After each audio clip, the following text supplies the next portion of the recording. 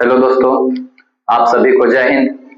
आज 10th का physics का जो है पार्ट 2, जो पार्ट 1 कल बताए थे, चैप्टर जो है 3 का मानव ने तथा रंग बिरंगा संसार। पार्ट 1 जो है आप लोग देख चुके होंगे, उसमें लगभग जो 15-16 क्वेश्चन कराए गए थे। आज उससे आगे जो है इसमें क्वेश्चन इसमें बताएंगे, तो आप लोग बने रहिए, देखते रहिए इसको। तो स्टार्ट करते हैं आज क्वेश्चन नंबर 1 से। क्वेश्चन नंबर आज 1 है,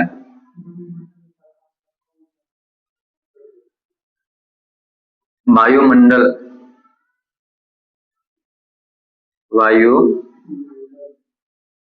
में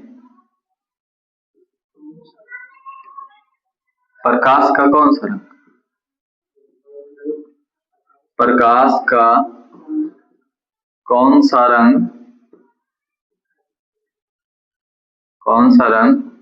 अधिक प्रकीर्णित होता है, प्रकीर्णन होता है।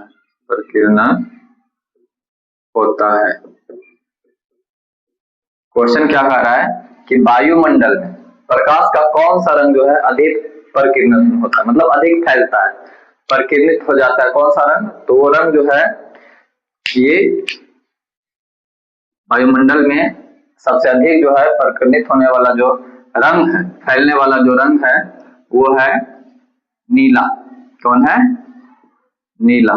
नीला रंग जो है अधिक प्रकीर्णित कर जाता है, जिसके कारण हमें आकाश नीला दिखाई पड़ता है ना। तो याद रखिएगा, वायुमंडल में प्रकाश का कौन सा रंग अधिक प्रकीर्णन होता है?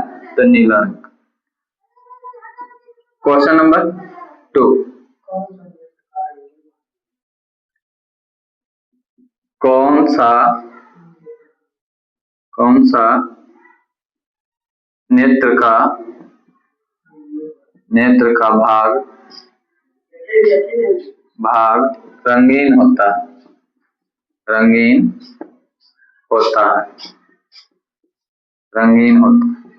है ना। कौन सा नेत्र जो है, कौन सा जो मतलब क्वेश्चन ये, नेत्र का कौन सा भाग रंगीन होता है? नेत्र का कौन सा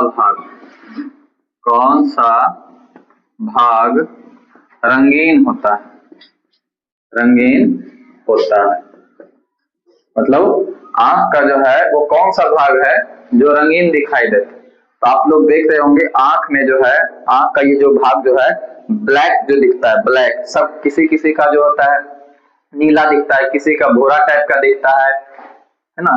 तो उसका मेन जो रंग होने का वजह है नेत्र का, वो कौन सा भाग कहलाता है? तो उसे आइरिस बोलते हैं, उसे परितारिका या आइरिस बोलते हैं। परितारिका क्या बोला जाता है?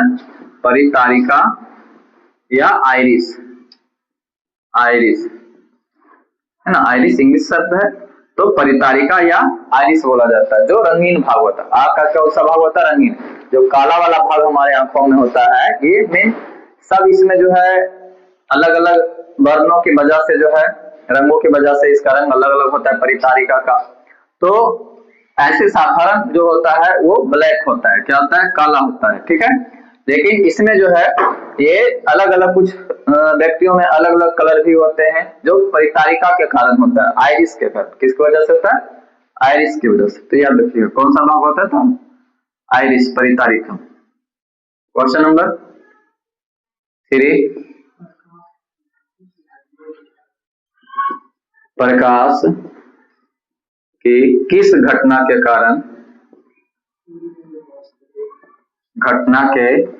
कारण सूर्य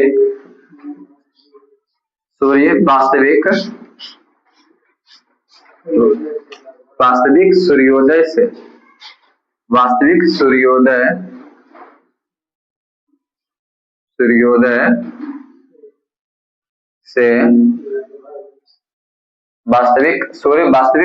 से लगभग 2 मिनट, कितना मिनट? 2 मिनट पहले दिखाई देता है। 2 मिनट पहले दिखाई देता है ना। और देखिए ये क्वेश्चन क्या कर रहा है कि प्रकाश की किस घटना के कारण, प्रकाश की किस घटना, कौन सी घटना होती है जिसमें सूर्य जो है वास्तविक सूर्योदय से पहले और वास्तविक सूर्यास्त के 2 मिनट पूर्व तक, सूर्यास्त हो जाता है लेकिन उसके 2 मिनट पूर्व तक है ना, बाद तक जो है सूर्य दिखाई देते रहता है और सूर्योदय से 2 मिनट पहले तक दिखाई देते रहता है। तो किस घटना से, प्रकाश की किस घटना के कारण ऐसा होता है? तो वायुमंडलीय अपवर्तन के कारण होता है। क्या होता है? प्रकाश के अपवर्तन के कारण। किसके कारण? प्रकाश के अपवर्तन, वायुमंडलीय अपवर्तन की वजह से जो होता है ये दिखाई देता रहता है। सूर्योदय से 2 मिनट पहले, वास्तविक सूर्योदय से 2 मिनट पहले दिखाई देता है और सूर्यास्त हो जाता है तो उसके 2 मिनट बाद तक भी जो है सूर्य दिखाई देते रहता है। तो याद रखिएगा वायुमंडलीय अपवर्तन। कौन सा? वायुमंडलीय अपवर्तन के कारण, अपवर्तन के कारण, वायुमंडलीय अपवर्तन के कारण। ठीक है। क्वेश्चन नंबर 4, तरंग दैर्ध्य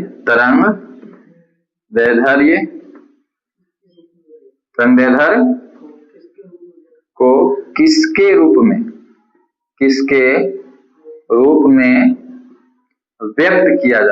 व्यक्त किया जाता है?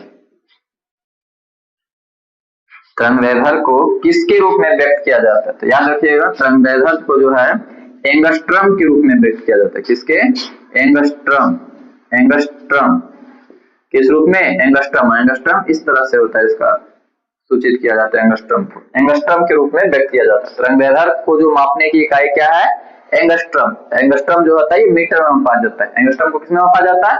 तो मीटर में। याद रखिएगा तरंग दैर्ध्य को किसके रूप में व्यक्त किया जाता है? तो एंगस्ट्रम को इस तरह से ए डिग्री ऊपर के रूप में जो है दिया जाता है। तो एंगस्ट्रम को इस तरह से व्यक्त किया जाता है, इसको मापा जाता है मीटर में। ठीक है।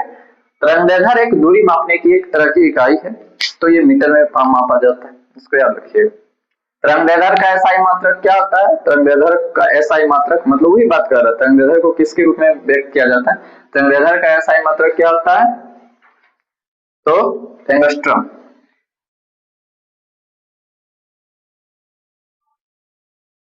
आप लोग कमेंट करके बताइएगा कि आवृत्ति का एसआई मात्रक क्या होता है। ये भी क्वेश्चन पूछा हुआ है ना बोर्ड की, जितना भी क्वेश्चन है बता रहे सब आपका जो है बिहार बोर्ड में पूछा हुआ क्वेश्चन है ना, उसी को बता रहे हैं यहाँ पे सब। आवृत्ति का एसआई मात्रक क्या है कमेंट करके बताइएगा। अगला क्वेश्चन, किस रंग का विचलन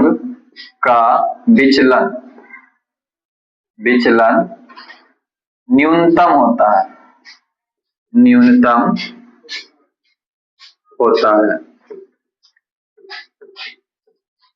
किस रंग का विचलन जो है न्यूनतम होता है? न्यूनतम मतलब सबसे कम होता है। किस रंग का जो है विचलन सबसे कम होता है? विचलन मतलब फैलने का जो है, अगर कोई प्रकाश अगर कहीं दूर में जो है, मान लीजिए कि प्रकाश जो मुख्य रूप से 7 प्रकार के होते हैं है ना, रंग 7 तरह के रंग होते हैं, तो कौन सा रंग जो है उसका विचलन सबसे कम होगा? अगर मान लीजिए कहीं 7 रंग है ना, दूर से देखेंगे तो सबसे अधिक गहराई से कौन सा रंग दिखेगा? तो लाल दिखेगा। क्यों? क्योंकि उसका विचलन सबसे कम होता है। तो याद रखिएगा किस रंग का विचलन न्यूनतम होता है? तो लाल रंग का। किसका? लाल रंग का। लाल रंग का जो है विचलन सबसे कम होता है। न्यूनतम मतलब कम, न्यूनतम मतलब क्या होता है? कम, अधिकतम मतलब ज्यादा। तो किस रंग का विचलन न्यूनतम होता है? तो लाल रंग का। और सबसे अधिक विचलन किसका होगा? तो बैंगनी का। याद रखिएगा। अगला क्वेश्चन, क्वेश्चन नंबर 7, श्वेत प्रकाश वर्णक्रम में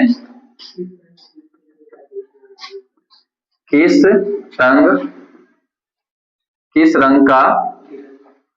रंग के किरण का विचलन अधिक होता है? देखिए क्वेश्चन है अभी बताया, श्वेत प्रकाश वर्णक्रम में, श्वेत प्रकाश में 7 रंग होते हैं। श्वेत प्रकाश में कितने रंग होते हैं? 7 रंग। जब 7 रंगों को मिला दिया जाता है तो कौन सा कलर बनता है? श्वेत प्रकाश बनता है। सूर्य से जो आती प्रकाश की किरणें होती है, श्वेत प्रकाश जो होती है, उसमें टोटल 7 रंग होते हैं। लेकिन उसको देखने के लिए जो हमें प्रिज्म की सहायता लेनी पड़ती है, कोई कांच की सहायता लेनी पड़ती है, जहां जब उसको अलग अलग रंग होते हैं, 7 रंगों में विभक्त होता है, तो है ना, तो उसमें 7 रंग जब बनते हैं श्वेत प्रकाश के बनकर में, तो किस रंग का जो है विचलन सबसे अधिक होता है? विचलन सबसे अधिक किसका होगा? तो बैंगनी का होगा। किसका होगा? बैंगनी का। याद रखिएगा क्वेश्चन। अगला क्वेश्चन, क्वेश्चन नंबर 8। तारे के टिमटिमाने का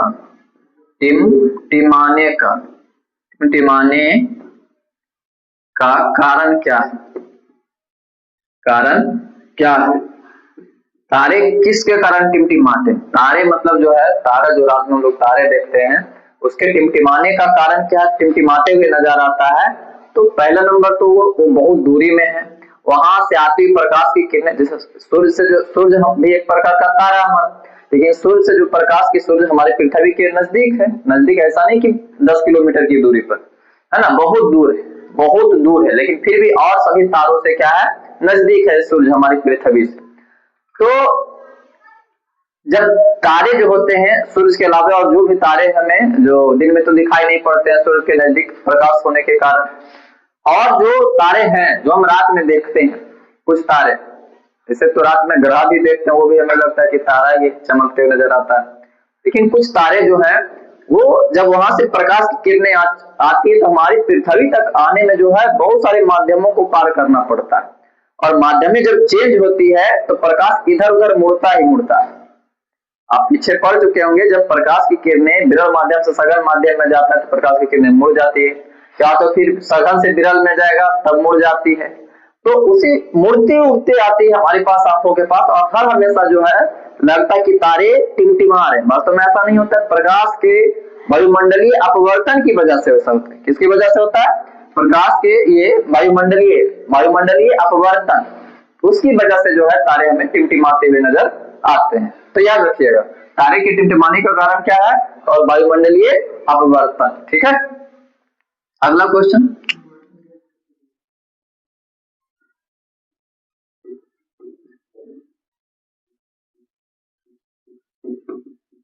क्वेश्चन नंबर 9।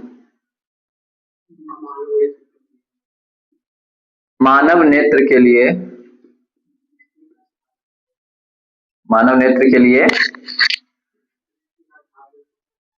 दृष्टि का स्थायित्व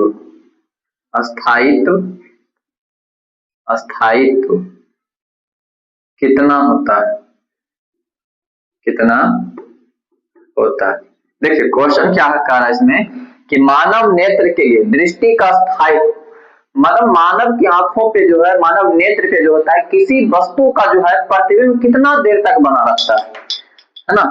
किसी वस्तु का जो है मानव के नेत्र पे, मानव की आंख पे जो है, किसी भी वस्तु को हम देख रहे हैं तो हमारी आंखों पे जो है किसी भी वस्तु का प्रतिबिंब कितना देर तक बन सकता है? तो वो होता है 1/16 सेकेंड। कितना होता है? 1/16 सेकेंड होता है। 1/16 सेकेंड होता है। कितना सेकेंड? 1/16 सेकेंड तक जो है किसी भी वस्तु का प्रतिबिंब हमारी आंखों पे बन सकता है। कहने का मतलब, अगर जैसे आप हमको देख रहे हैं तो आपकी आंखों पे जो है मेरा प्रतिबिंब जो है कितना देर तक बना रहेगा? 1/16 सेकेंड तक ही बनता है। फिर अगर हम हटा लेते हैं तो फिर भी ये प्रतिबिंब जाके बन गया, लेकिन आंखों पे प्रतिबिंब मात्र कितना देर तक बना रहता है? 1/16 सेकेंड। कहने का मतलब 1 सेकेंड से भी कम, मतलब 1 सेकेंड का 16वां भाग, है ना, बहुत कम, बहुत जो है कम सेकेंड तक हमारे आंखों पे उसका प्रतिबिंब बनता है। अगर सोचिए कि अगर ये 1 मिनट तक बनता, अगर किसी के आंखों पे 1 मिनट तक अगर किसी वस्तु का प्रतिबिंब बनता, तब क्या होता? अगर जैसे अगर आप हमको देखते, 1 मिनट तक आप जिधर भी देखते हम ही नजर आते, ऐसा होता। लेकिन ऐसा नहीं, 1/16 सेकेंड तक ही बनता है कि अगर तुरंत हम इधर देख रहे हैं, तुरंत इधर देखें तो इधर अलग चीज जो है दिखाई दी, इधर देखें तो अलग चीज दिखाई दिया, उधर देखें तो अलग चीज दिखाई दिया।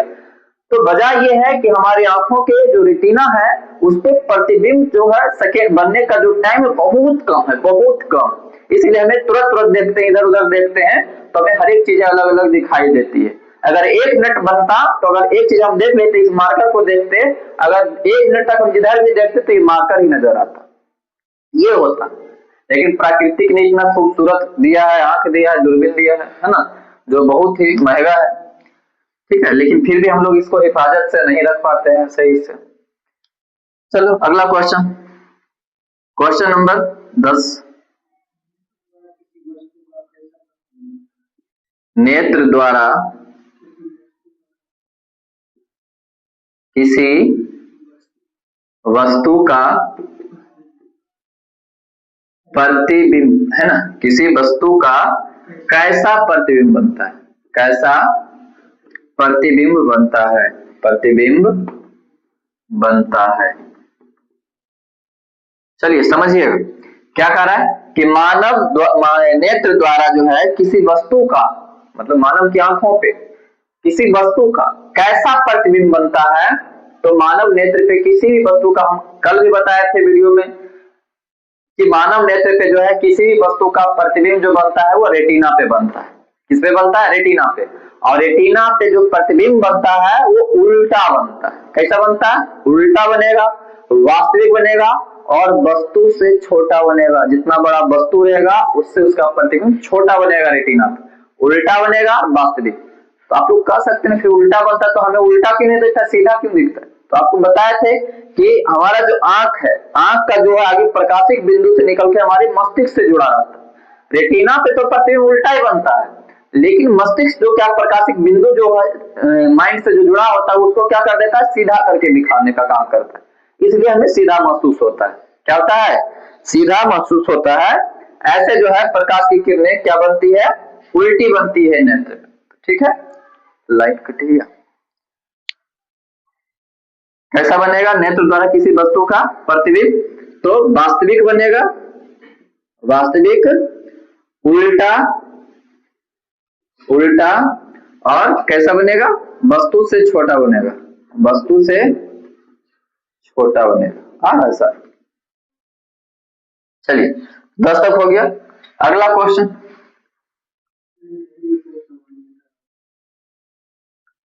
Question number 11। क्या क्वेश्चन 11? तरंगदैर्घ्य को किसमें व्यक्त किया जाता है? तो अभी बताएं तरंगदैर्घ्य को जो है तरंगदैर्घ्य ऐसा ही मात्रक जो है एंगस्ट्रॉम, एंगस्ट्रॉम को जो है ये किसमें व्यक्त किया जाता है? तो मीटर में। किसमें व्यक्त किया जाता है? मीटर में। याद रखिएगा तरंगदैर्घ्य को किसमें व्यक्त किया जाता है? तो मीटर में। ठीक है, क्वेश्चन नंबर 12।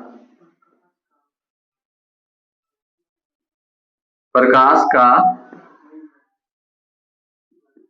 प्राथमिक, प्राथमिक वर्ण क्या है? प्राथमिक वर्ण कौन कौन है? कौन कौन है? कौन है? प्रकाश का प्राथमिक वर्ण मतलब प्राथमिक रंग कौन कौन है? प्राथमिक रंग कौन कौन है? तो प्राथमिक रंग 3। ये आया हुआ एग्जाम में बहुत बार पूछा है ये क्वेश्चन कि प्राथमिक रंग कौन कौन है। तो प्राथमिक रंग कितने हैं? 3 है। कौन कौन है वो? लाल, लाल, हरा और नीला। लाल, हरा और नीला, ये तीनों कैसे रंग है? तो प्राथमिक रंग। वर्ण में क्या होता है? रंग होता है। तो प्रकाश का प्राथमिक वर्ण कौन कौन है? लाल, हरा, नीला। लाल, हरा, नीला। ठीक है, याद रखिएगा 3 रंग है, लाल, हरा और नीला, प्राथमिक रंग। Question, question number 13। एक प्रिज्म, एक प्रिज्म कितने सतहों से घिरा होता है? ये कमेंट करके आप लोग बताइएगा। एक प्रिज्म कितने सतहों से घिरा होता है? सतहों से घिरा होता है, ये बता चुके हैं। आप लोग कमेंट करके बताइएगा कि एक प्रिज्म जो होता है कितने सतहों से घिरा होता है। आप लोग कमेंट करके इसमें बताइएगा। बता चुके हैं, इसमें 2 बार बता चुके हैं। Question number 14। श्वेत प्रकाश में वर्ण विक्षेपण उत्पन्न करता है, उत्पन्न करता है। श्वेत प्रकाश में वर्ण विक्षेपण उत्पन्न करता है। कौन वर्ण विक्षेपण उत्पन्न करता है?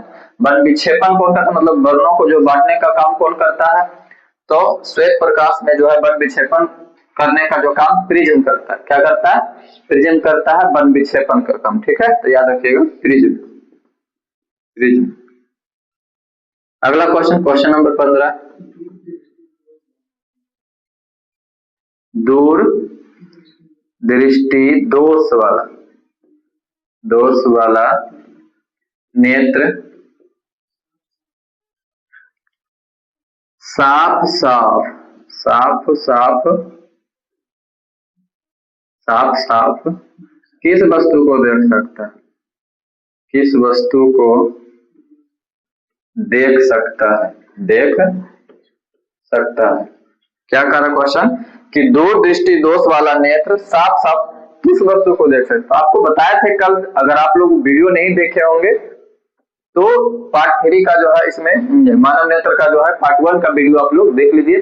उसमें मानव नेत्र में जो है कौन कौन से रोग होते हैं, उसमें आपको रोगों के बारे में बताया गया, उसके उपचार के बारे में बताया गया है। तो इसमें क्वेश्चन क्या है कि दूर दृष्टि दोष वाला नेत्र साफ किस वस्तु को देख सकता है? तो बताया थे उसमें कि जो दोष रहेगा वही दिखेगा। अगर दूर दृष्टि दोष है तो दूर की वस्तु ही साफ दिखेगा, अगर निकट दृष्टि दोष है तो निकट की वस्तु साफ दिखेगा, लेकिन दूर की वस्तु साफ नहीं दिखेगा। अगर दूर दृष्टि दोष है तो दूर की वस्तु साफ दिखेगा और निकट की वस्तु साफ नहीं। ठीक है, तो इसमें क्या कह रहा है कि दूर दृष्टि दोष वाला नेत्र साफ किस वस्तु को देख सकता है? दूर दृष्टि दोष वाला जो व्यक्ति ये दूर स्थित वस्तु को जो है साफ देख सकता है। दूर स्थित वस्तु को ही साफ देख सकता है, निकट की वस्तु को साफ उसे दिखाई नहीं देगी। तो इसको याद रखना है, दूर दृष्टि दोष वाला नेत्र जो है किस वस्तु को साफ देख सकता है? तो दूर वाले वस्तु को ही साफ देख सकता है। ठीक है, क्वेश्चन अगला है क्वेश्चन नंबर 16।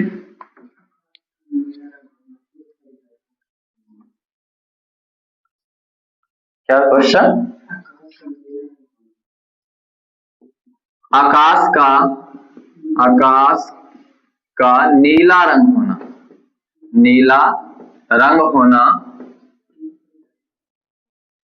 होना किस परिघटना का परिणाम है।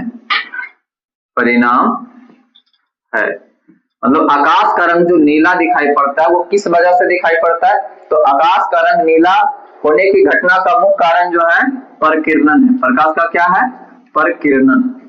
प्रकाश के परकिरणन की वजह से जो होता है आकाश का रंग जो है नीला दिखाई पड़ता है। ठीक है, अगला क्वेश्चन, क्वेश्चन नंबर 17, इंद्रधनुष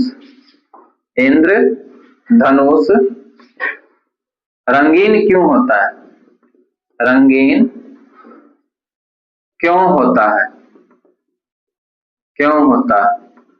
इंद्रधनुष रंगीन क्यों होता है? समझिए, इंद्रधनुष क्या है? इंद्रधनुष कब बनता है? इंद्रधनुष जो होता है ये जब वर्षा का टाइम होता है, बारिश का समय आता है, तभी इंद्रधनुष का निर्माण होता है। और इंद्रधनुष बनने के पीछे का कारण क्या होता है कि जब भी बारिश होता है तो जो वर्षा की बूंदे होती है उस टाइम हल्का सा जब धूप रहता है तो प्रकाश की किरणें जब वर्षा की बूंदों पे पड़ता है तो वर्षा की बूंदे प्रिज्म की तरह कार्य करती है और सूरज के जो श्वेत प्रकाश को जो है ये 7 रंगों में विभक्त कर देती है, जिसके कारण इंद्रधनुष का निर्माण होता है। याद रखिएगा, इंद्रधनुष हमेशा जो है सूर्य के अपोजिट बनेगा। अगर सूर्य पूर्व में है ना, अगर सूर्य पूर्व में है तो इंद्रधनुष पश्चिम में बनेगा, अगर सूर्य जो है पश्चिम में तो इंद्रधनुष क्या बनेगा? पूर्व साइड बनेगा। तो ये हर हमेशा सूर्य के अपोजिट बनता है और इंद्रधनुष में 7 रंग होते हैं। ये भी क्वेश्चन पूछा जा चुका है कि इंद्रधनुष में कितने रंग होते हैं? तो इंद्रधनुष में 7 रंग होते हैं। ठीक है, इंद्रधनुष रंगीन क्यों होता है? तो प्रकाश के परकिरण ये उसमें जो है विक्षेपण, वर्ण का विक्षेपण होता है। श्वेत प्रकाश का जो विक्षेपण होने की वजह से क्या होता है? इंद्रधनुष कैसा होता है? इंद्रधनुष कैसा होता है? तो वो रंगीन होता है प्रकाश के वर्ण विक्षेपण की वजह से। ठीक है, तो याद रखिएगा इसको, विक्षेपण, वर्ण विक्षेपण की वजह से, वर्ण विक्षेपण की वजह से। क्वेश्चन नंबर 18, इसमें थोड़ा सा याद रखिएगा कि इंद्रधनुष में जो होता है, इंद्रधनुष जो बनता है अर्धवृत्ताकार, हमें अर्धवृत्ताकार दिखाई देता है, लेकिन वास्तव में वो वृत्ताकार होता है। इंद्रधनुष दो प्रकार के होते हैं, प्राथमिक इंद्रधनुष, एक द्वितीयक इंद्रधनुष। हमें 10th में नहीं पढ़ना, वो 12th में पढ़ना है, प्राथमिक इंद्रधनुष और द्वितीयक इंद्रधनुष। 10th में सिर्फ इंद्रधनुष के बारे में पढ़ना है, लेकिन इंद्रधनुष दो प्रकार के प्राथमिक और द्वितीयक होते हैं। क्या होता है इंद्रधनुष में, ऊपर में जो इस तरह का इंद्रधनुष बनता है अर्धवृत्ताकार टाइप का, इस तरह का इंद्रधनुष बनता है और 7 रंगों में विभक्त होता है। 7 रंगों में सबसे ऊपर जो वर्ण होगा, सबसे ऊपर जो रंग होगा वो ये लाल होगा। कौन होगा? लाल। और सबसे नीचे जो सबसे अंदर वाला जो रंग होगा वो क्या होगा? तो वो बैगनी होगा। ठीक है, तो याद रखिएगा इसका इंद्रधनुष से इतने क्वेश्चन, ये इंद्रधनुष से बहुत सारे क्वेश्चन पूछे जाते हैं बोर्ड एग्जाम में। क्वेश्चन नंबर 18 क्या है?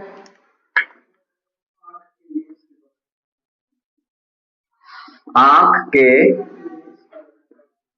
लेंस की वक्रता त्रिज्या, वक्रता त्रिज्या को नियंत्रित कौन करता है? कौन करता है? याद रखिएगा, आंख के लेंस की वक्रता त्रिज्या को नियंत्रित कौन करता है? तो पछमाभी मांसपेशियां करती है। कौन करती है? पछमाभी मांसपेशियां जो है ये उसको नियंत्रित करती हैं। ठीक है, इसको याद रखिएगा, पछमाभी मांसपेशियां, पछमाभी मांसपेशियां।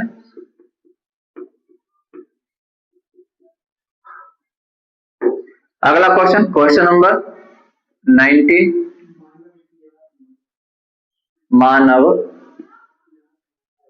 मानव की आंख में प्रवेश करने वाले प्रकाश की मात्रा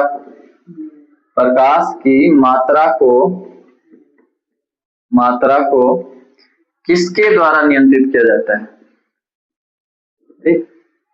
कैसे?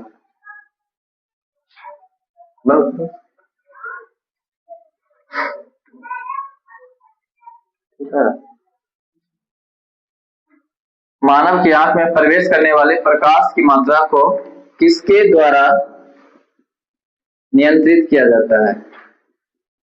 नियंत्रित किया जाता है। समझिएगा इसको, क्या कह रहा है कि मानव की आंख में प्रवेश करने वाले प्रकाश की मात्रा को किसके द्वारा नियंत्रित किया जाता है? किसके द्वारा जो नियंत्रित होता है प्रकाश की किरणें? तो याद रखिए, प्रकाश की किरणें जो नियंत्रित होता है वो पुतली के द्वारा होता है। किसके द्वारा? पुतली के द्वारा। कल भी बताए थे आप लोगों को कि पुतली क्या करती है कि प्रकाश की मात्रा को नियंत्रित करती है कि कितना प्रकाश अंदर जाने देना, नहीं जाने देना। अगर पुतली नहीं रहेगी तो प्रकाश की मात्रा जो है बहुत ज्यादा चला जाएगा आंखों में, अगर है ना, जिसकी वजह से आंख खराब हो सकती है, लेंस खराब हो सकता है। तो नियंत्रित करने का काम कौन करता है? पुतली। जब ज्यादा प्रकाश आता है तो पुतली सिकुड़ जाती है और कम प्रकाश आता है तो पुतली फैलती है। तो सिकुड़ना और फैलना काम कौन करता है? पुतली, यही नियंत्रित करती है। ठीक है, तो क्वेश्चन 19 हो गया। क्वेश्चन 20, क्वेश्चन नंबर 20 क्या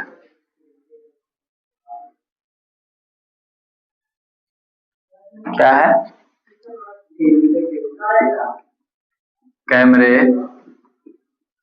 कैमरे का कौन सा भाग आंख के रेटिना के तरह कार्य करता है।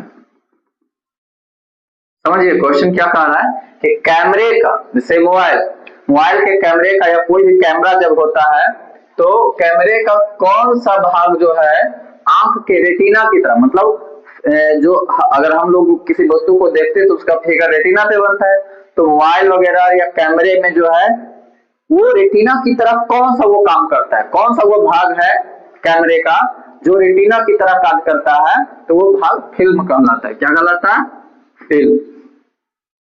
फिल्म जो है वो जो है रेटिना की तरह कार्य करता है, उस पर प्रतिबिंब बनता है। ठीक है, तो याद रखिए।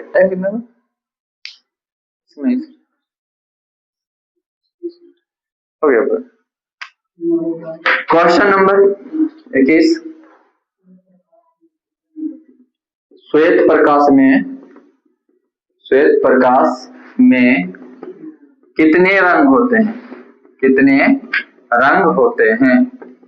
तो आप लोग कमेंट करके बताइए, हम बताएं इसी में कि श्वेत प्रकाश का रंग जो है, श्वेत प्रकाश में कितने रंग होते हैं? आप लोग कमेंट करके बताइए। वीडियो को देखिएगा, अच्छा लगता है इसे लाइक कीजिए और सब्सक्राइब कीजिए, है ना। और आगे इसी तरह का जो है वीडियो देखते रहिए। अगला जो हम पार्ट 3 लाएंगे इसमें, ये चैप्टर नंबर 3 का, आप लोग बने रहिए।